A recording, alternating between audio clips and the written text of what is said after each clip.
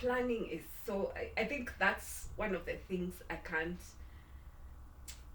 overstress probably. Yeah. Oh, okay. Yeah. Yeah. Cause as a mom, I learned early in my marriage. I'm the one in charge of the health of my family.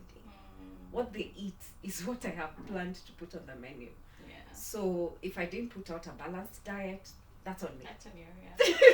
You know, if they're all gonna do chips every day, that's on me. That's on you. And then we know about the repercussions later in life. Yeah. So I'm so intentional about how I plan my meals, and it's something that I actually learned. Welcome again to another episode. My name is Lucy, and just a quick reminder that here at Working Moms, we connect working moms with other working moms, and this could be in corporate, could be in their own businesses, or it could be in full-time working moms. Whatever it is, we are still all working moms, and we do this with just one purpose, and it's to empower every woman to become a powerhouse for herself and her family, because we do this through storytelling, because it's only through storytelling that we are able to know what others are going through, what they have overcome, so that we know we are not alone in this journey. So today I'm very, very humbled. I know other times I say I'm excited, but today I'm humbled to have my guest here with me, and I can't wait for you guys to listen and learn from her, because she has so much to teach us as working women, especially starting working women. And without blabbling on, let me let her introduce herself. Hi, Susan. Hi, Lucy. How are you? I'm good, and thank you for having me. Thank you for saying yes. We've planned. You went to Ghana, but here we are. Yes, and I'm so excited to do this actually. Oh, really? Yes. Oh, thank you. I'm excited. You're among the few guests who are not intimidated by all the lights, but because you've been in this business for so long. So it's a comfortable space for you. Okay, introduce yourself. Yeah, I'm Susan Situma. I am a wife, a proud wife, a mother of 3 boys. Definitely a sister as well, because I have 5 siblings. And a mentor, I think, to, let me say many, because I do a lot of mentorship. And professionally, I look after business people, right? So I support businesses at Absa Bank Kenya. As head of SME banking, but I also wear another hat at Absa, where I'm the chair of the Women Network Forum, so supporting women within the organization to create an enabling environment. So that's Susan. But I'm also very outgoing, social. Part of my free time, what I love to do is go to the park, watch animals. I'm an outdoors person. Nice. Yeah.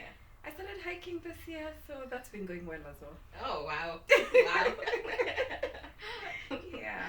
Okay. So I know you said you mentor many people, but do you want to just give a rough, just so people can understand that you say you are a mentor, it's serious business. We were just talking about it right now, because even I am a mentor, but there's mentorship and then there's people just trying to mentor. Yeah. Wow. Okay, so when I say I'm a mentor, sometimes I find myself informally mentoring. I'm a Bible study group leader as well. Yeah. So I have young people in my Bible study, and they're always asking me different questions. Yeah. And I end up sort of informally mentoring in that setup. Yeah. But also intentionally, I think currently I've just concluded a group mentorship of about 20 colleagues.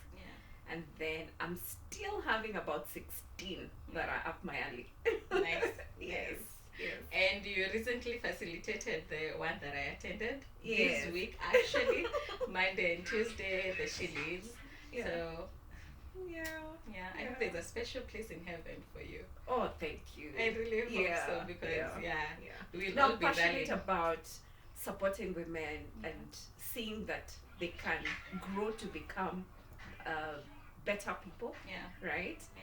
So most of the time I see us and I'm just like, we can do more. Yeah. Literally, we can do more. So much more. So I just want to bring out the best in everyone that I see.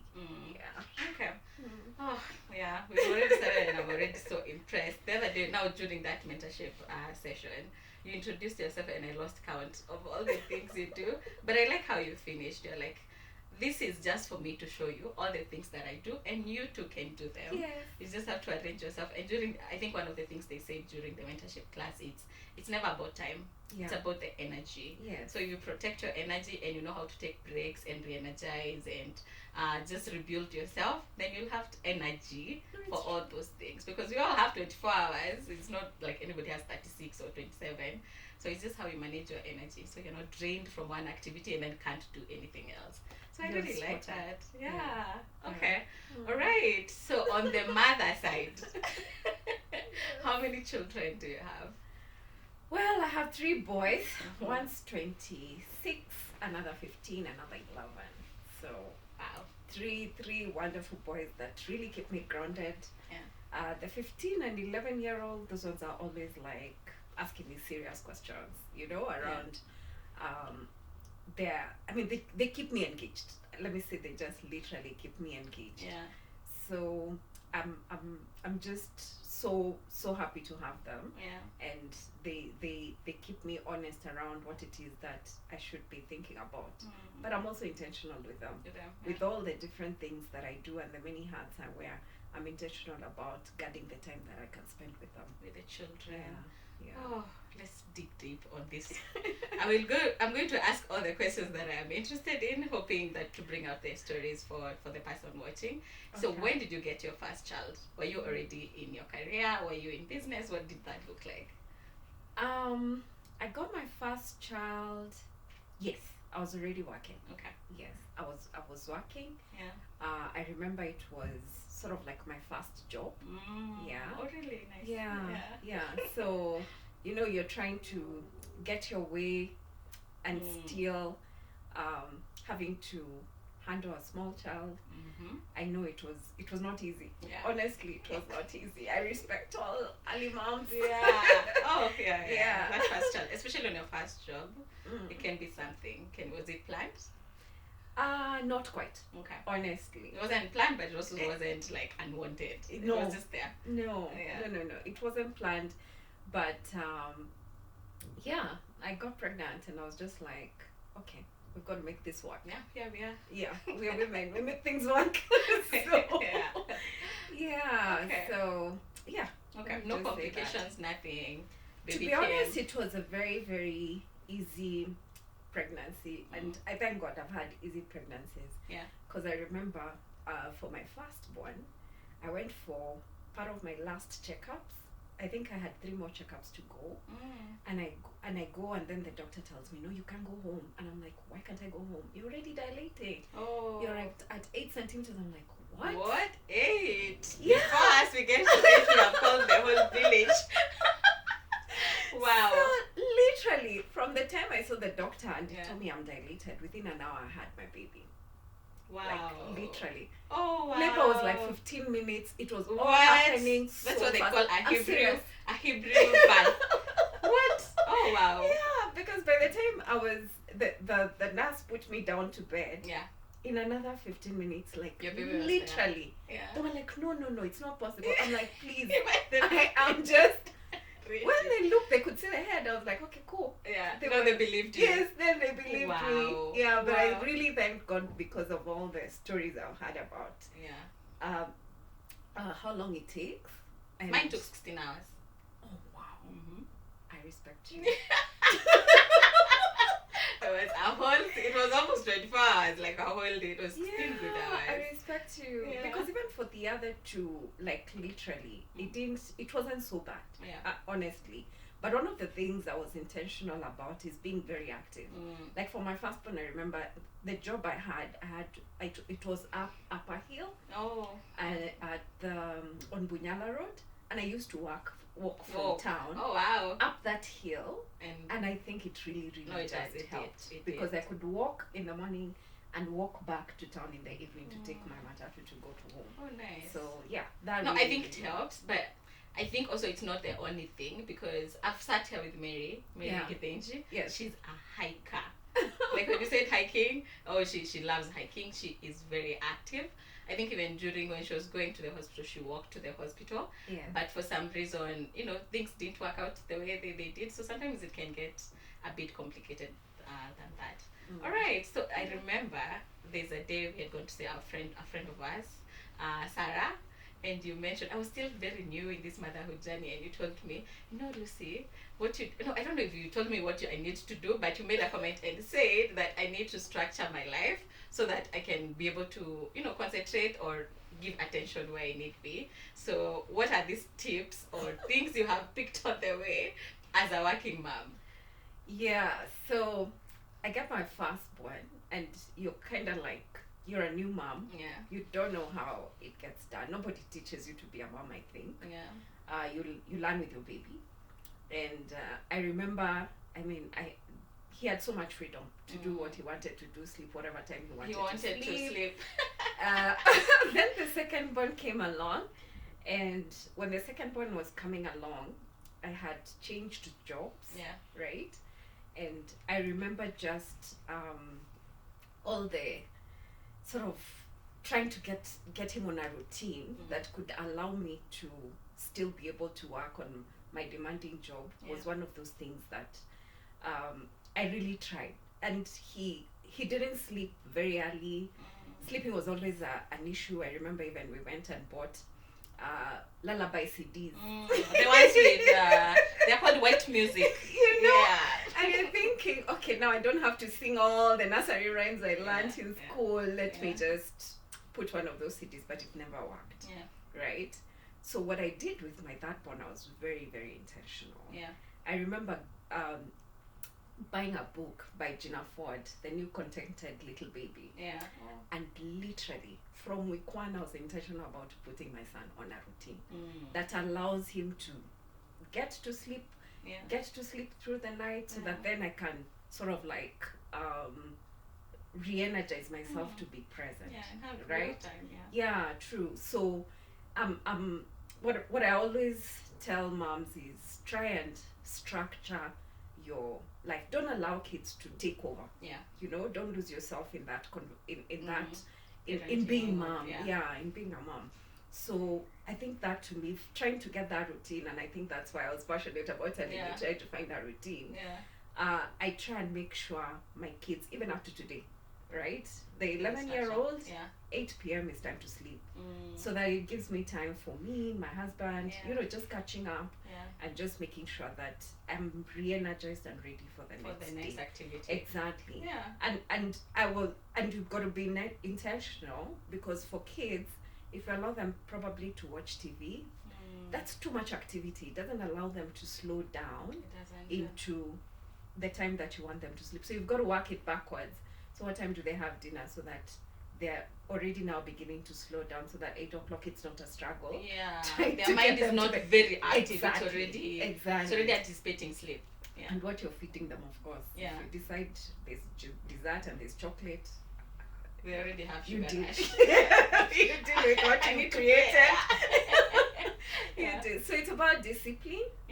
I think for me also, as well, is about just understanding what it is that you really want from your career goals, I think, so that then even if the children come, first of all, you've got to be intentional about prioritizing your time. I often hear we are superwoman. To be honest, we are not superwoman. And don't expect your nanny to be superwoman as well. I think once you have children, you've got to realize, especially for the formative years, 0 to 8, your priorities need to be like spot on. You need to know. I remember I wasn't doing as much as I do now, Lucy, honestly. I remember I was in women ministry in my church as an assistant leader, and I had to step back because I realized I need to be present for my kids during the weekend. During the week, I had a very demanding job when I remember, like the third born, when he was just about 18 months, I changed jobs to a job that just had too much travel. Like every 3 months I was away for like a week and a half, and on top of that, internal travel within the country. So I thank God for my husband, who's really been present, Oh. through it all, because Yeah. that gives me sort of like stability, knowing that there's him that is there, that is An present invested with party, it. yeah, Yes, yeah. exactly. But at the same time, what I had to do was to just make sure that I understand what my priorities are when it comes to the weekend. What kind of functions will I attend? Yeah. Do they allow me to come with To my come with, children? exactly. I was You about know. to ask that. Now I'm very specific. If I'm going Yeah. somewhere, it has to be that it allows me to come with my child. Yeah. Otherwise, it's a no. If it's during a weekend. Yeah, true. So you find yourself having to make those choices. Yeah. And it's just to realize it's for a season. It's not like they will stay Forever. at that stage Yeah. the whole time. I mean, I was just telling you, like, today I've afforded the whole week. I've not had them because they're with their grandparents. Yeah. I can just Can't wait. let them go. But so you just allow yourself and understand what season am I in with my children, Yeah. and what do I need to be there to be For this present. season, yeah. Because I also know, I mean, I'm a Christian, and I believe that in the verse in Proverbs that says, Yeah. train up a child in the way that they should go, Yeah. and later they will not They will depart not from it. forsake So it, for me, it's so important that you're present and make those priorities. Yeah. And then the other thing is just think about planning their meals. I was about to ask. Yeah, that. planning is so. I think that's one of the things I can't overstress, probably. Yeah. Oh, okay. Yeah, Yeah. cause as a mom, I learned early in my marriage. I'm the one in charge of the health of my family. What they eat is what I have planned to put on the menu. Yeah. So if I didn't put out a balanced diet, that's on me. That's on you. Yeah. If they're all gonna do chips every day, that's on me. That's on you. And then we know about the repercussions later in Yeah. life. Yeah. So I'm so intentional about how I plan my meals, and it's something that I actually learned. I think when I got my second one, I realized I need to sort of find a way of balancing myself so that things are not just coming at me. Yeah. Or You just know? happening. Yeah. Yeah, or Or you're just happening. getting a weird call when you're at work what you're eating. Yes, exactly. Yeah, your nanny will call you and ask you what you're eating. So I remember attending a course by Dr. Patricia Morogami, Oh yeah. Wives for Lives and Brides for Life. Oh. And that was just like a Life-changing. big aha moment Yeah. where I realized I need to plan the meals that my family is having. So it means during the weekend I'll do the shopping for the whole week. Yeah. So I'll figure out what fruits do I You need, need. and they don't need too much, to be Yeah. honest. It's Yeah. just a fruit a day. How do I plan their breakfast, Yeah. their lunch if they haven't started going to school, dinner, what are we going to have? So it's clear. I joke, but it's true. I have like 5 different timetables because I will remove this one for this week. Yeah. It has breakfast, lunch, dinner, whatever snack if they're Yeah. coming from school, Yeah. and we can then change. And now that they're older, they actually help me do the Or menus. do it. Yeah, Because also they'll they know maybe what they're feeling Yes, like. Is it the yes. same for everyone or the children is No, different? I do the Okay, same it's for the same for everyone. everybody. Yeah, I think the I only think that's thing. a good aha moment for me.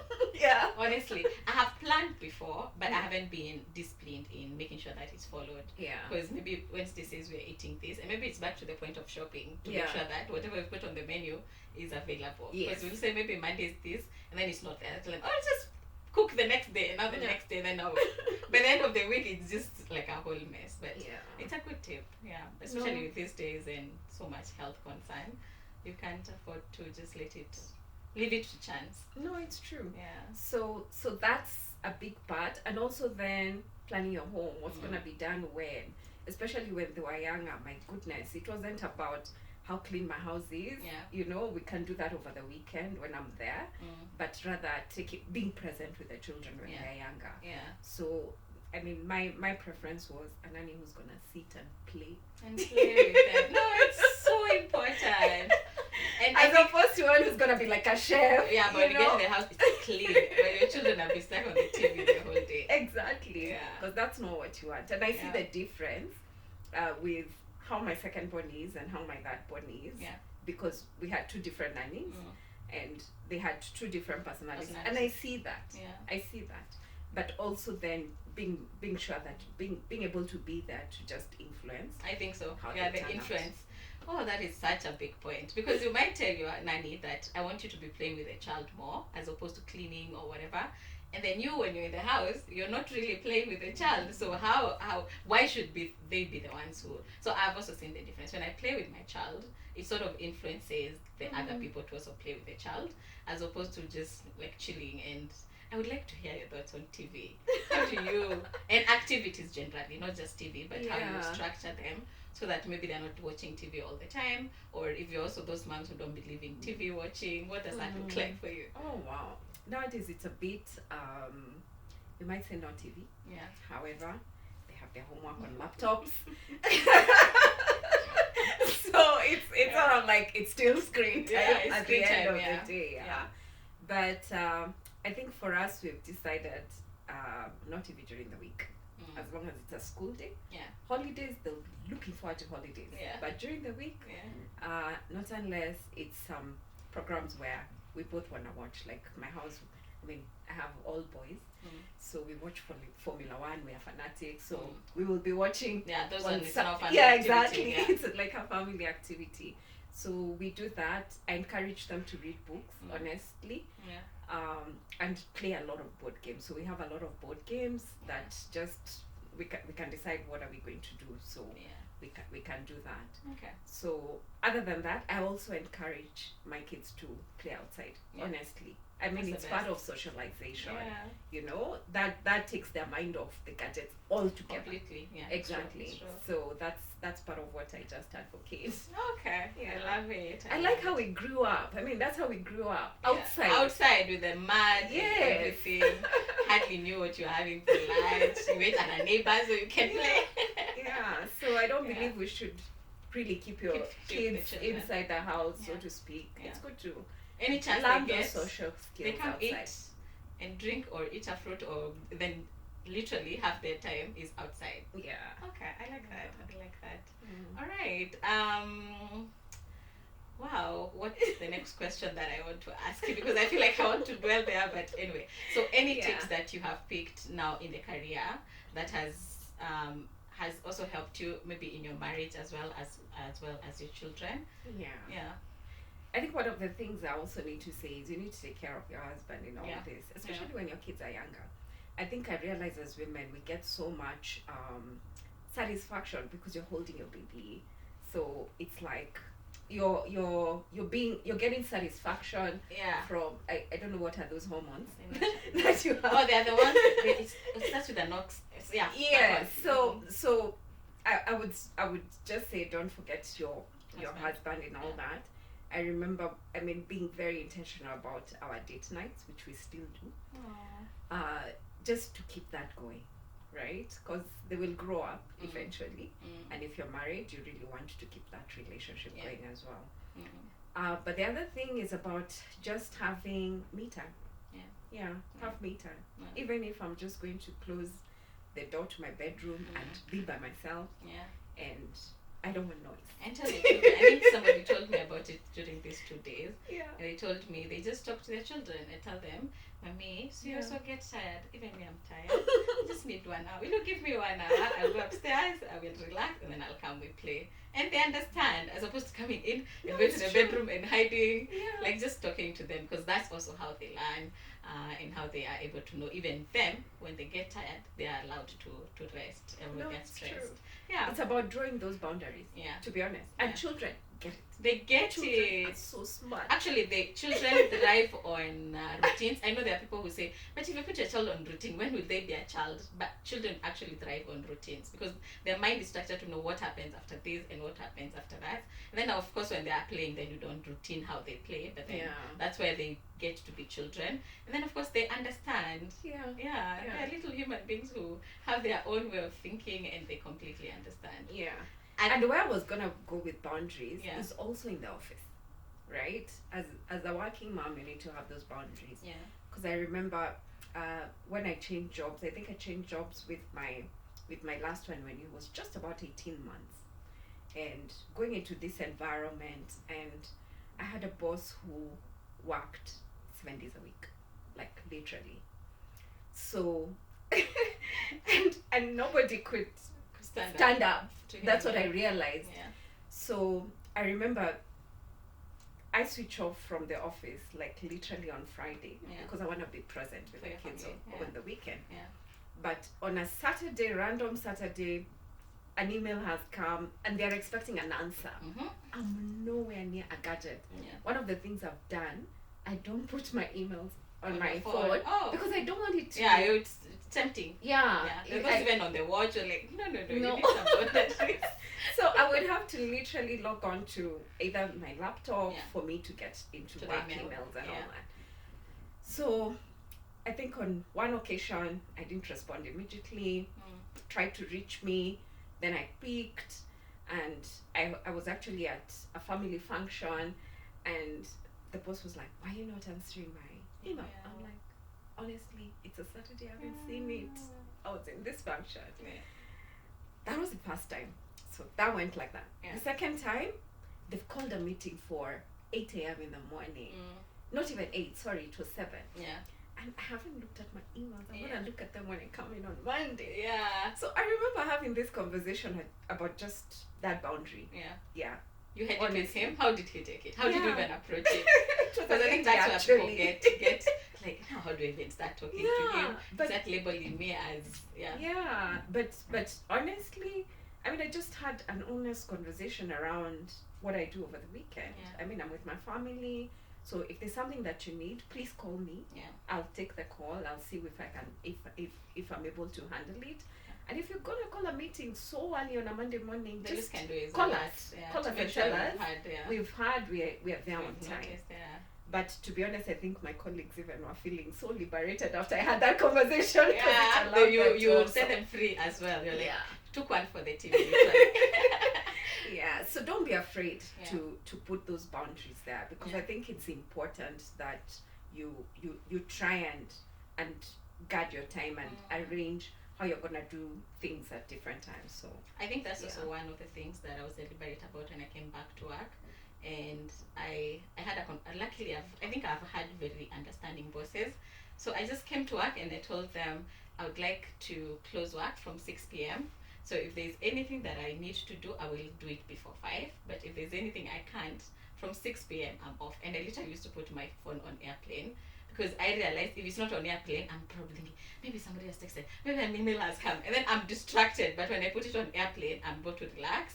So that was one of the boundaries. Of course, there are some people who won't be happy with it, but after some time, they also get and respect it. I remember there's a colleague who even said, I think it was a review session. It wasn't even a review, it was a meeting. And then somebody randomly just said how they appreciate another person because even past 6 p.m. on Saturdays, they'll pick the call.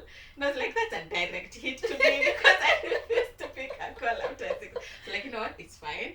So long as I support you the next day and I deliver, then I'm allowed some free time.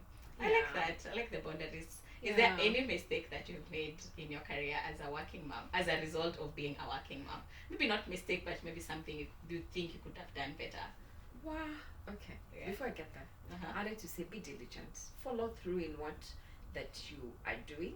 I think sometimes as working moms, especially the earlier years of your children, you really want to be probably there. And I know nowadays they offer, some organizations give you flexi time when you come back, at least the first sort of 3 months. I think it's to just be diligent to follow through, so that you're not also looking like you're taking advantage from other people, from your the organization, company, exactly, whoever you're working for. I think it's just important that you work with giving it your all and being diligent. For sure. So mistakes I've made, I think, especially now with working from home sort of schedules, I know there are times when my kids are like, okay, it's time for you to close your laptop. What time do you finish working? Yeah. You know, because sometimes they'll come home, they get home at about 4, so they know work should end at about 5. But literally, I've probably pushed some of my meetings to maybe 6. So they're like, okay, so mom, they'll actually just show up. Maybe it's a Teams meeting I'm on, so they'll show up on the side and just tell me, are you about to finish? You know, it's like they know their time is about to start. What time you're eating it? Yes, exactly. So I think it's not being able to just cutting off and being there. I think one of the things I've realized, especially having boys, and I'm sure it's the same with all the children. Yeah. Ideally, they'll come home so excited. They want to tell you something. How everything If went. you shut them out at that time, I Oh. think for me, I've learned, don't shut them out. Mm. Listen to what it is that they want to say that was so exciting during the day, and then tell them, okay, give me this time, I'll come back, and then we can continue. As opposed So to that I don't shutting them. block it. Yeah. I realize that excitement, I never get You back can't. that. You don't postpone emotions. It's true. You can't. Even when they say when you're watching something and somebody tells Yeah. you to pause, that excitement, you Yeah. can't hold excitement. Yeah. It's there or it's not there. Yeah. Oh, I like that. I'm gonna Yeah. take that home. I'm gonna take that Yeah. home. So And I that's what I've realized had it to do. won't even take it so much time. It should probably be 2 minutes max. They let it out and then you can go and have that conversation later. Yeah. Oh, lovely, lovely, Sure. lovely, lovely. So now on that side, I'm really intrigued at how, because I've had friends, I've been out here and seen how somehow, I don't know if there's a study or statistics around, a career woman who's also a mom and who's also married. It's almost impossible to balance those three things, especially at this our age. And I don't know if you have any tips, because I think for a woman to be happy, or I think I was thinking, I don't know what I was watching, and he said that a woman is the happiest when she's domestically centered. So what that means is, it doesn't mean she wants to be a stay-at-home mom. Some do, and it's okay. But if she wants to be a career woman, if she wants to have her girlfriends and do her hiking and whatnot, she's still the happiest when she's domestically centered. And it got me thinking, what does that mean? What does that mean? That, because when you speak domestic, you think of this ideal family. You have your husband and your children and your wife, and I think the question there is, what do you understand by domestically being centered? Do you agree with it? And what you can say to especially our generation. I think things maybe were easier back in the day, I don't know, but these days, it's a bit hard. Yeah. Yeah. I think I keep saying, pray for who you marry to be Mm. supportive Yeah. and to understand the different seasons in life that Yeah. you are in. Yeah. And I think, Lucy, that's the point that got me to go for Brides for Life, so it's Yeah. for life. Yeah. Because a lot of time you'll find we invest time in our careers, Take but we don't courses. invest time in seeing how you're gonna make sure that you're running your family well and you're present for your family. Yeah. I don't think we invest enough time there, honestly. Yeah. And the moment I chose to do that, I then figured, and that's where my boundaries conversation started coming in. Yeah. Because then I realized I need to understand, how have I structured my 24 hours? Yeah, since we started by saying we all have 24 hours. Yeah. So how have I structured them? At what time am I spending intentional time with my children? At what time am I spending intentional time that's quality time with my husband? Yeah. And that's why my date nights are important at that time.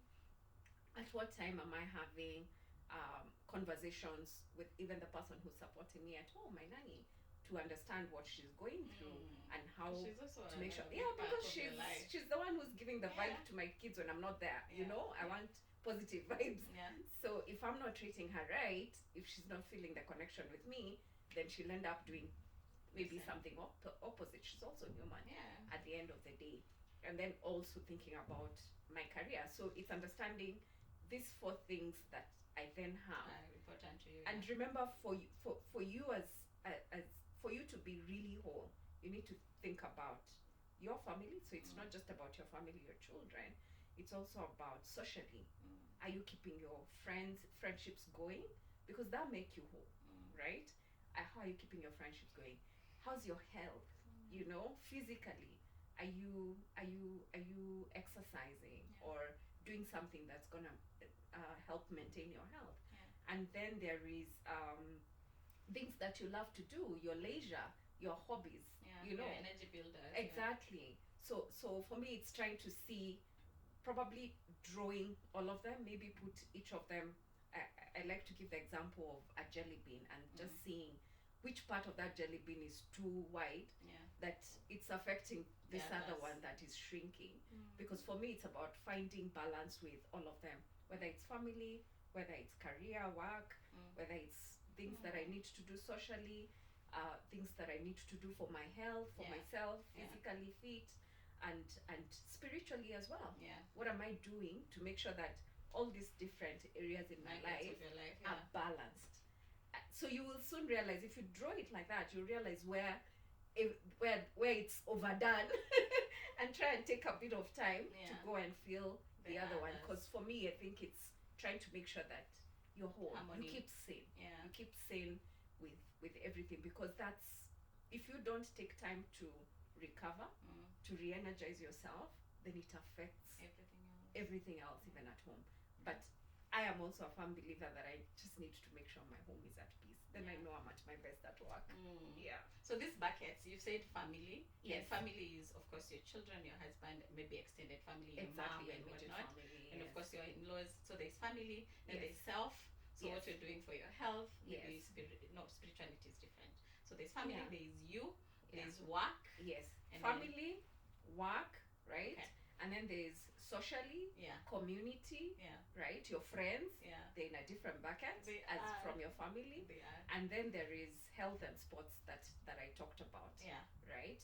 And then there is leisure and your hobbies. And so then there's about spirituality. Okay.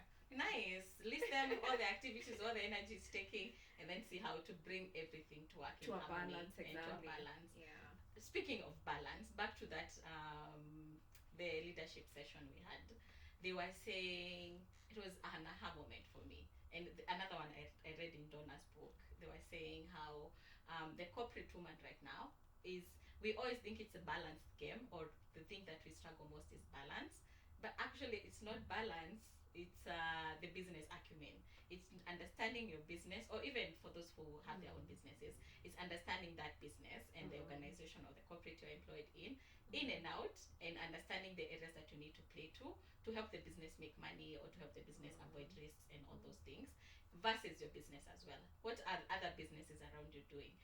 How do you treat your employees? Just understanding your business in and out, and your corporate in and out, because that's where men win. Because we were discussing it now after the session and saying how when men meet over a drink or in a golf course or whatever it is, they are talking about the things that are happening around their businesses. When we meet, and it's not necessarily a bad thing, when we meet we are talking about our children and how we bought a nice outfit or the place to go buy shoes. But maybe we need to be also deliberate as we do these things, or even have other connections of people we talk about that help us also build other aspects of our life. Because like again, back to the time and balance. You can never balance everything, but you can make things work in harmony or feed into each other. So I really like that. And then now reading the other book, now her book, she said that pregnancies and childbearing or bringing up children is also not statistically proven to derail women. It's a thing we think that I'm going to be derailed because I'm going on maternity and I'm going to have children. But there's no statistics that says a woman who does not have children and does corporate throughout or is in employment throughout versus one who chooses to have children, there's no big difference. It was so shocking. Because I think it's how we perceive it. I think so. The beliefs that we have, our self-limiting beliefs, that we just need to put aside and have empowering beliefs on what you can do. Because for me, I think, I never looked at having children as stopping me from growing. Well, when they were younger, they informed some of the choices that I made just because of the priorities that I wanted. But if there's one thing you can't be scared of, you can't be scared of change. I think it's the only thing that's constant. That's for sure. So in that respect, you've got to allow yourself to also pursue your goals, right? Don't put your goals in the back burner, because I see women who do that, and then they end up regretting for time that they could have done this, but they never did it. I mean, look at you, Lucy. You're a new mom, and you're making time to have a podcast. You know, a lot of women will be thinking, "Oh, I need to be spending my Saturday morning with my child or something." But then you've structured it in a way that you understand how you're going to compensate that time. Right? So for me, I have great respect for a woman who's thinking also about growing themselves in their career. I look at my mom today, honestly. And growing up, my mom was a teacher, so she had definitely more time with us because of the schooling calendar. I mean, she had a break when we had a break from school, so she had the opportunity to spend time with us. Yeah. But at the same time, I saw the sacrifices that she made from what do you call it, from her education perspective. I know she really wanted to push herself to go all the way to campus, and she never made it to do that because we are 6 of us and she had to take care of us. My dad was quite busy, but and maybe that's why I decided I'm not gonna be a teacher. I'm like literally going to pursue a career. Yeah, exactly. But I don't think you should feel guilty as long as you're spending the quality time that you need with your children and you're present, because it's a season and it will go. I like that you say pass. It's a season. Put it on in perspective. True. And you know, sometimes even I'll keep referencing because it's what's fresh in my mind right now, but during the classes they were saying, now my point is disappearing, but what I was trying to say is sometimes, I remember, they were saying in these 2 days, she started by saying, in these 2 days I will probably say things you've heard before. I will not say this mind-blowing thing you've never heard before, but it's how you take, because there's a big difference between knowing and doing. So even if you keep hearing the same thing, it's the action that you take out of it, the intentionality you take out of it. And right now, as I'm listening to you, I think all the women, especially someone who's looking for such content, already knows they shouldn't put their passions in the back seat to be a parent. But I think now it's the how do I do that, how do I not make sure that my priorities are forgotten, that as a woman I'm still myself. And I think what you've said is, I think the biggest thing that I've taken from our conversation is priorities. Just write them down. No, this is what I want for myself as Lucy, whether I have a child or whether I don't have a child, and then making sure that that's true even when you get children. And even if they change, maybe seeing ways that you can still achieve what you want through maybe a different way. Because sometimes there are some jobs we can be blind to say you need to go back to work. There's some jobs that literally will not allow you to be a mother because maybe there's a lot of travel and maybe you don't have a partner who's supporting. So you also need to just write down and know what feeds your soul and what feeds you as a parent at that point. And to the example that you've given for me, especially the podcast, I think that's what I did. I said, I know what's important for me. I wrote down, I said, I'm a mother now, but I also know what's important for me. So how can I make these 2 things work? So I use this podcast, and I keep telling my friends it's a selfish investment because I have listened to podcasts, I've watched videos, but I still feel there's so much more that I can learn from people who've gone the journey before me that probably I will not learn if I'm watching these things. So part of this was, how can I become the best mom to my child? It's listening to stories. It's actually asking guests to come over, and every Saturday morning I come and learn and pick lessons, and then I go and apply them throughout the week. So again, it's harmony, seeing what you can do to still feed into the other things that are who you are. Definitely. So spot on. Okay. Spot on. I can't say it better, honestly. And then don't be afraid to ask for help. Sure. I said earlier, you're not superwoman. Literally, be open to ask for help. I remember there are times when I probably can't physically be there for one of my children's, whether it's closing day or sports day, and we'll agree with my husband, are you available? And if he's available, we'll do it. If he's not available, to be honest, I will find a way of being available because one of us needs to be there. But at the same time, I remember also getting help from like my mother-in-law, just her being present and when I couldn't. They're so really happy. too, Actually, we're the ones who don't utilize them. It's true. Not in a bad way, in a good way, true, honestly. But they're really ready to help, right? So just be ready to ask for help and say, hey, I think I need a time out a bit or something that allows you to then come back and be present for the things that you need to be present. I think it's a self-limiting belief, like you said, because these women, again back to, it's nothing new they have not had before, but it's also defeating that self-belief that when you ask for help you're not a good mother, or when you ask for help you don't have it together. It's really not. Like somebody said, there's no trophy. I think we were discussing how these types of getting children, whether it's natural or not natural, So imagine there's no trophy you'll be given at the end to say that you didn't choose medicine or you didn't choose to do what you chose to go through. There's no trophy. The same way there's no trophy if you decide to die by yourself, as opposed to asking for help. Just ask for that help. Yeah. It's not a big deal. If anything, it's a wishy moment when you're struggling and not asking for help. I think for me that's even sadder. Because sometimes you'll see women or even friends who just have this belief that I have to do everything by myself to be a good mother. And I always want to tell them, no, stop it. It will affect you mentally. It will. It will affect you mentally, and that's how you start being bitter sick. and sick. Start having ulcers. Yeah. And now when you're sick, now you can't even be there. Yeah. So ask for help. I mean, if you have friends and you can leave your kids over at your friends, do it. Yeah. And start slowly. Maybe ask for help for 30 minutes, because maybe an hour is too much for you, and then next time you'll be able to ask for an hour. And then next time you ask for a weekend and go be with your friends or your girlfriends, and then it will become so much easier. Yeah. Okay. I don't want to forget a point that you made around business acumen. And for me, it's about probably having, I mean, I'm a big believer in accountability groups, especially for us as women, because sometimes we need just an extra push. I find that sometimes we procrastinate, just like what you said. We know what to do, but we don't know. We don't do it, right? So I mean, I have a set of friends that keep me honest about how my career is moving. Nice. What am I doing? Nice. You know, what have I applied for example?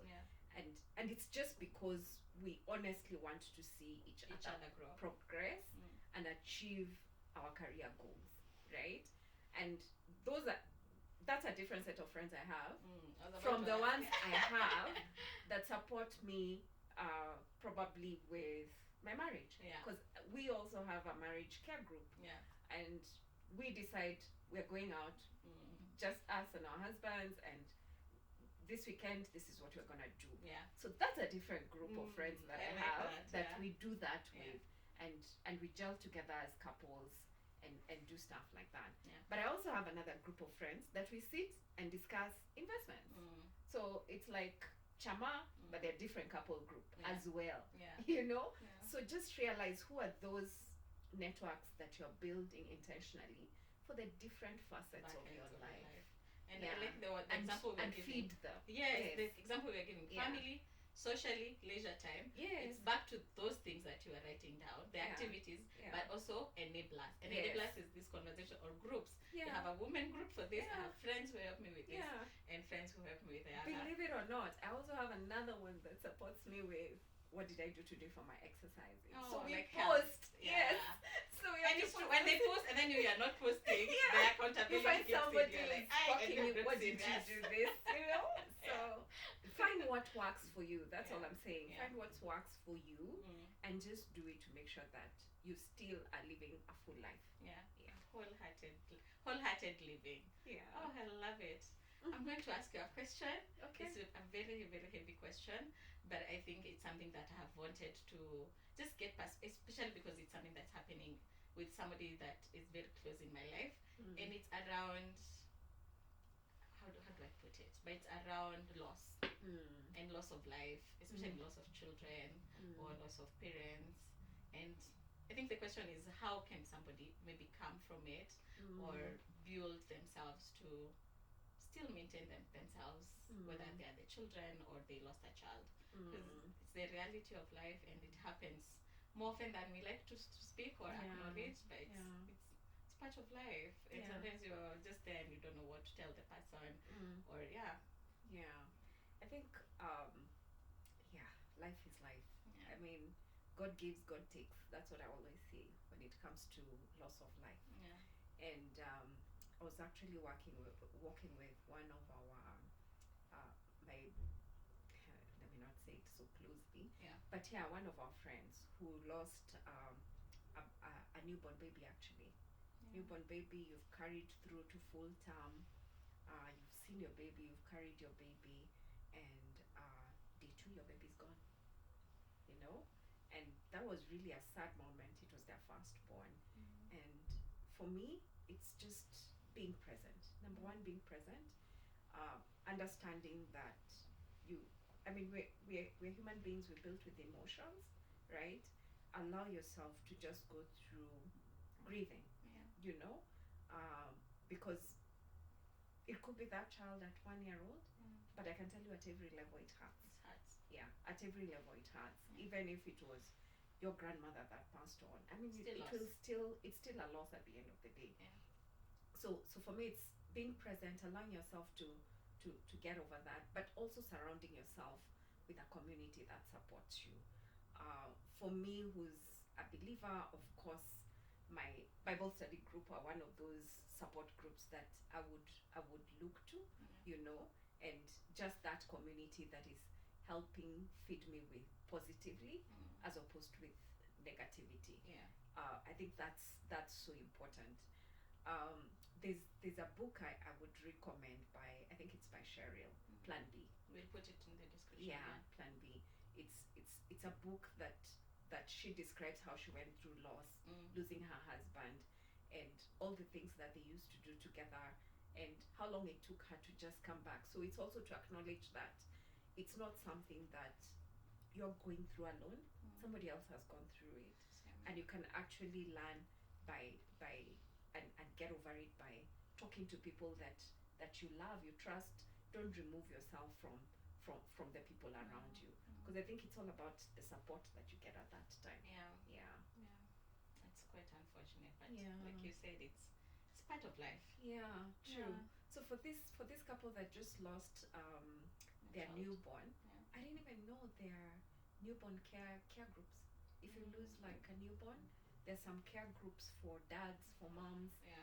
that I people like the can help go for for. dads. We Yeah. often forget.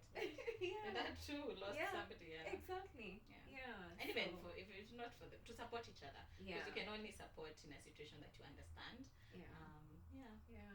Oh, But don't be okay. afraid to reach out, honestly. Yeah. It's part of life, and I think we all have to go through it at some point. At some point. Yeah. True. So reach out. Don't keep to yourself. Don't keep to yourself. Yeah. That is not how we should end this episode. Yeah. Oh, But hey, God, this yeah. is life. It's life. life. It's life. Yeah. Okay. So I'm going to ask the last question and then we close. Anything that you'd like to say to your children and to your husband as a parting shot? You can use that camera. Oh thing. wow, I love them. I Yeah. think for my husband, he's been my greatest support. Every time I think about him and the role he has played in raising our children, I don't know if I would be where I am today career-wise if he wasn't as supportive. Yeah. So honestly, I always thank him enough. For being there. Even today, he asked me, "You're going for the podcast. Do you want me to take you?" I'm like, "Yeah, I don't mind." So he actually dropped me here. Yeah. So he's very supportive, very present father. So I really give hats out to him. Yeah.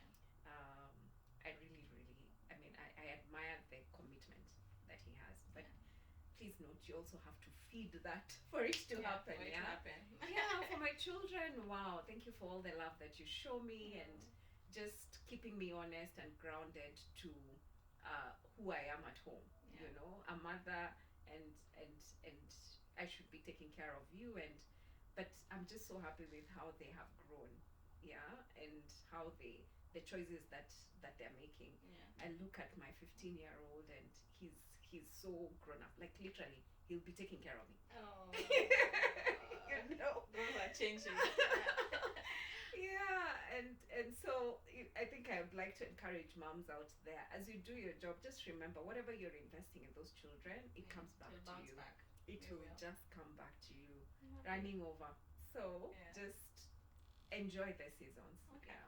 You said your firstborn is 26. 26. Next time we should have you to yes. speak about those teenage years. Yeah. All right. Thank you for coming. Thank you. Thank you and- for having me. And thank you for watching as well. I'll see you in the next episode. Bye.